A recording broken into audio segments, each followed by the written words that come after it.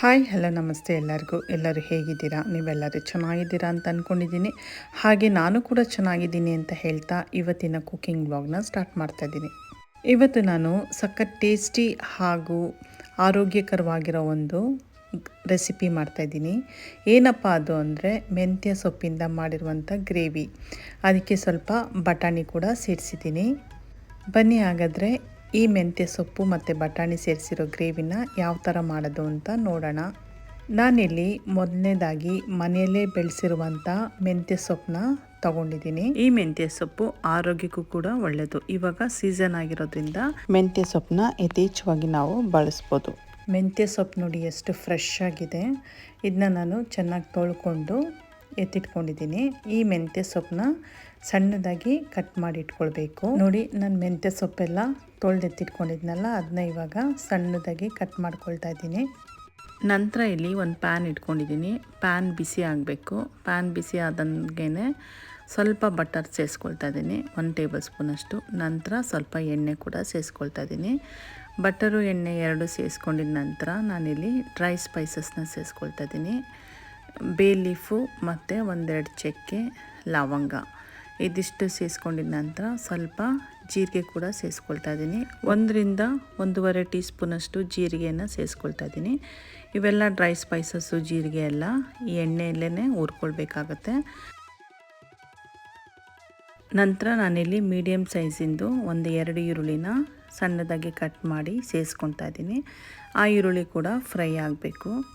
ಈರುಳ್ಳಿ ಫ್ರೈ ಆಗ್ತಿರುವಂಗೆ ನಾನಿಲ್ಲಿ ginger garlic paste ಸೇರಿಸ್ಕೊಳ್ತಾ ಇದ್ದೀನಿ.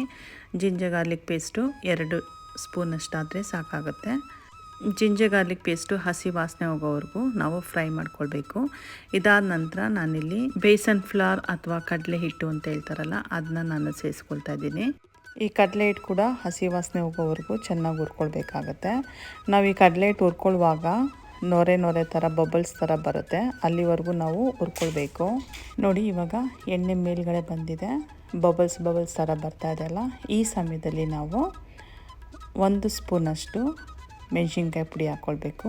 1 ಸ್ಪೂನಷ್ಟು ಧನಿಯಾ ಪೌಡ್ರ್ ಹಾಕ್ಕೊಳ್ತಾ ಇದ್ದೀನಿ.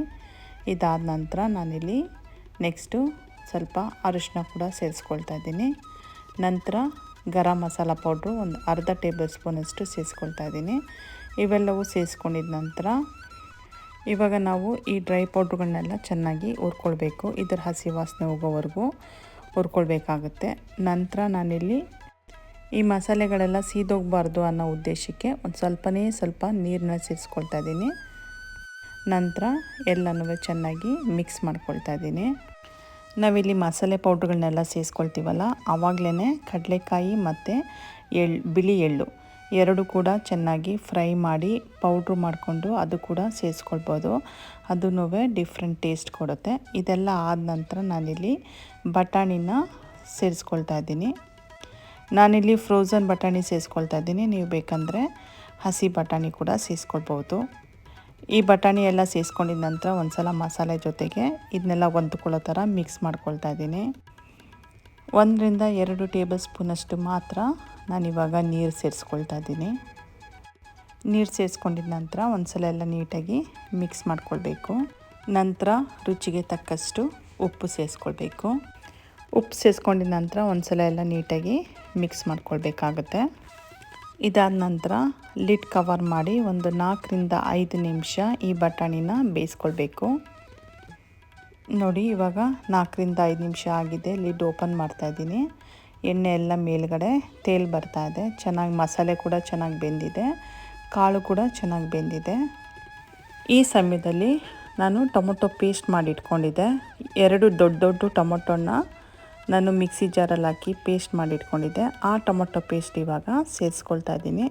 ಟೊಮೊಟೊ ಪೇಸ್ಟ್ ಸೇರಿಸ್ಕೊಂಡಿದ ನಂತರ ಒಂದು ಸಲ ಎಲ್ಲ ನೀಟಾಗಿ ಮಿಕ್ಸ್ ಮಾಡ್ಕೊಳ್ಬೇಕು. ನಂತರ ಮತ್ತೆ ಲಿಡ್ ಕವರ್ ಮಾಡಬೇಕು. ಈ ಟೊಮೊಟೊ ಪೇಸ್ಟೆಲ್ಲ ಈ ಮಸಾಲೆಯಲ್ಲಿ ಬೇಯ್ತಾ ಇರಲಿ, ಅಲ್ಲಿವರೆಗೂ ನಾವು ಮೆಂತ್ಯ ಸೊಪ್ಪನ್ನ ಸ್ವಲ್ಪ ಫ್ರೈ ಮಾಡ್ಕೊಂಬಿಡೋಣ. ನಾನಿಲ್ಲೊಂದು ಪ್ಯಾನ್ ಇಟ್ಕೊಂಡಿದ್ದೀನಿ. ಆ ಪ್ಯಾನ್ಗೆ 1 ಟೇಬಲ್ ಸ್ಪೂನಷ್ಟು ಬಟರ್ನ ಸೇರಿಸ್ಕೊಳ್ತಾ ಇದ್ದೀನಿ. ಬಟರ್ ಇಲ್ಲ ಅಂದರೆ ಪರವಾಗಿಲ್ಲ, ಎಣ್ಣೆನ ಕೂಡ ಸೇರಿಸ್ಕೊಳ್ಬೋದು. ಎಣ್ಣೆ ಅಥವಾ ಬೆಣ್ಣೆ ಸೇರಿಸ್ಕೊಂಡಿದ ನಂತರ 1 ಗೆಡ್ಡೆಯಷ್ಟು ಬೆಳ್ಳುಳ್ಳಿನ ಜಜ್ಜಿ ಸೇರಿಸ್ಕೊಳ್ತಾ ಇದ್ದೀನಿ. ಬೆಳ್ಳುಳ್ಳಿ ಜಜ್ಜಿ ಸೇರಿಸ್ಕೊಂಡಿದ ನಂತರ ಅದನ್ನ ಫ್ರೈ ಮಾಡ್ಕೊಳ್ಬೇಕು. ಬೆಳ್ಳುಳ್ಳಿ ಫ್ರೈ ಆದ ನಂತರ ನಾವು ಮೆಂತ್ಯ ಸೊಪ್ಪನ್ನ ಕಟ್ ಮಾಡಿ ಇಟ್ಕೊಂಡಿದ್ವಲ್ಲ, ಇವಾಗ ಮೆಂತ್ಯ ಸೊಪ್ಪನ್ನ ಸೇರಿಸ್ಕೊಳ್ಬೇಕು. ಈ ಮೆಂತ್ಯ ಸೊಪ್ಪು ಸೇರಿಸ್ಕೊಂಡಿದ ನಂತರ ಮೆಂತ್ಯ ಸೊಪ್ಪು ಫ್ರೈ ಮಾಡ್ಕೊಳ್ಬೇಕು. ತುಂಬ ಫ್ರೈ ಮಾಡ್ಕೊಳ್ಳೋದೇನೂ ಬೇಡ, ಯಾಕಂದರೆ ನಾವು ಗ್ರೇವಿಲಿ ಕೂಡ ಮೆಂತ್ಯ ಸೊಪ್ಪನ್ನ ಬೇಯಿಸ್ತೀವಲ್ವ, ಹಾಗಾಗಿ ತುಂಬ ಫ್ರೈ ಮಾಡ್ಕೊಳ್ಳೋದು ಬೇಡ, ಸ್ವಲ್ಪ ಫ್ರೈ ಆದರೆ ಸಾಕು. ನೋಡಿ, ಮೆಂತ್ಯ ಸೊಪ್ಪು ಕೂಡ ಫ್ರೈ ಆಗಿದೆ. ಈ ಕಡೆ ಗೊಜ್ಜು ಕೂಡ ರೆಡಿಯಾಗಿದೆ. ನೋಡಿ, ಚೆನ್ನಾಗಿ ಕುದೀತಾ ಇದೆ. ಈ ಸಮಯದಲ್ಲಿ ನಾವು ಈ ಮೆಂತ್ಯ ಸೊಪ್ಪನ್ನ ಈ ಗೊಜ್ಜಿಗೆ ಸೇರಿಸ್ಕೊಳ್ಬೇಕಾಗತ್ತೆ. ನೋಡಿ, ಮೆಂತ್ಯ ಸೊಪ್ಪು ಗೊಜ್ಜಿಗೆ ಸೇರಿಸ್ಕೊಂಡಿದ ನಂತರ ಒಂದು ಸಲ ಎಲ್ಲ ನೀಟಾಗಿ ಮಿಕ್ಸ್ ಮಾಡ್ಕೊಳ್ಬೇಕು. ಈ ಗೊಜ್ಜು ಮೆಂತ್ಯ ಸೊಪ್ಪು ಎರಡೂ ಹೊಂದ್ಕೊಳ್ಳೋ ಥರ ನಾವು ಮಿಕ್ಸ್ ಮಾಡ್ಕೊಳ್ಬೇಕಾಗತ್ತೆ. ಇದಾದ ನಂತರ ನಾನಿಲ್ಲಿ ಒಂದು ಸಣ್ಣ ಕಪ್ಪಲ್ಲಿ ಕುಕ್ಕಿಂಗ್ ಕ್ರೀಮ್ನ ಸೇರಿಸ್ಕೊಳ್ತಾ ಇದ್ದೀನಿ. ಕುಕ್ಕಿಂಗ್ ಕ್ರೀಮು ಆಪ್ಷನಲ್ಲು, ನಿಮಗೆ ಬೇಕು ಅಂದರೆ ನೀವು ಸೇರಿಸ್ಕೊಳ್ಬೋದು, ಇಲ್ಲಾಂದರೆ ಸ್ಕಿಪ್ ಮಾಡ್ಬೋದು. ಈ ಕುಕ್ಕಿಂಗ್ ಕ್ರೀಮ್ ಹಾಕ್ಕೊಳ್ಳೋದ್ರಿಂದ ಏನಾಗುತ್ತೆ ಅಂದರೆ ಮೆಂತ್ಯ ಸೊಪ್ಪಲ್ಲಿರೋ ಕಹಿ ಅಂಶ ಸ್ವಲ್ಪ ಕಮ್ಮಿ ಆಗುತ್ತೆ ಅಷ್ಟೇ. ಕುಕ್ಕಿಂಗ್ ಕ್ರೀಮ್ ಹಾಕ್ಕೊಂಡಿದ ನಂತರ ಒಂದು ಸಲ ಎಲ್ಲ ನೀಟಾಗಿ ಮಿಕ್ಸ್ ಮಾಡ್ಕೊಳ್ಬೇಕು. ನೋಡಿ, ಇವಾಗ ಕಲರು ಚೇಂಜ್ ಆಯಿತು. ನಂತರ ಲಿಡ್ ಕವರ್ ಮಾಡಿ ಒಂದು 5 ಮಿನಿಟ್ಸು ನಾವು ಇದನ್ನ ಬೇಯಿಸ್ಕೊಳ್ಬೇಕು. ಲೋ ಫ್ಲೇಮಲ್ಲೇ ಬೇಯಿಸ್ಕೊಳ್ಬೇಕಾಗತ್ತೆ. ನೋಡಿ, ಇವಾಗ ನಾನು ಲಿಡ್ ಓಪನ್ ಮಾಡ್ತಾಯಿದ್ದೀನಿ. ಎಣ್ಣೆ ಎಲ್ಲ ಮೇಲ್ಗಡೆ ತೇಲ್ತಾ ಇದೆ. ಒಂದು ಸಲ ಮಿಕ್ಸ್ ಮಾಡ್ಕೊಳ್ಬೇಕು ಎಲ್ಲನೂ. ಒಂದು ಸಲ ಎಲ್ಲ ಮಿಕ್ಸ್ ಮಾಡ್ಕೊಂಡಿದ್ಮೇಲೆ ಈ ಮೆಂತ್ಯ ಸೊಪ್ಪು ಮತ್ತು ಬಟಾಣಿ ಗೊಜ್ಜು ರೆಡಿ ಆಗುತ್ತೆ. ಈ ಮೆಂತ್ಯ ಸೊಪ್ಪು ಆರೋಗ್ಯಕ್ಕೂ ಕೂಡ ತುಂಬ ಒಳ್ಳೆಯದು. ನಾನು ಈ ಸಲ ಮಕ್ಕಳಿಗೆ ದುಬೈಗೆ ಅಡುಗೆಗಳನ್ನ ತೊಗೊಂಡೋಗಿದ್ನಲ್ಲ, ಅದರಲ್ಲಿ ಇದು ಒಂದು ಮೆಂತ್ಯ ಸೊಪ್ಪು ಮತ್ತು ಬಟಾಣಿ ಗೊಜ್ಜು. ಮಕ್ಕಳಂತೂ ತುಂಬ ಇಷ್ಟಪಟ್ಟು ತಿಂದರು. ಇವಾಗ ಸೀಸನ್ ಆಗಿರೋದ್ರಿಂದ ಈ ಥರ ಮೆಂತ್ಯ ಸೊಪ್ಪಲ್ಲಿ ವಿಧವಾದ ಏನಾದರೂ ಒಂದು ರೆಸಿಪಿನ ನಾವು ಮಾಡ್ಕೊಳ್ಬೋದು. ಈ ಮೆಂತ್ಯ ಸೊಪ್ಪು ಬಟಾಣಿ ಗೊಜ್ಜು ಚಪಾತಿ, ಪರಾಟ ಅಥವಾ ದೋಸೆಗೆ, ಅನ್ನಕ್ಕೂ ಕೂಡ ತುಂಬ ಚೆನ್ನಾಗಿರುತ್ತೆ. ನೋಡಿದ್ರಲ್ಲ ಈ ರೆಸಿಪಿ ಯಾವ ಥರ ಮಾಡೋದು ಅಂತ.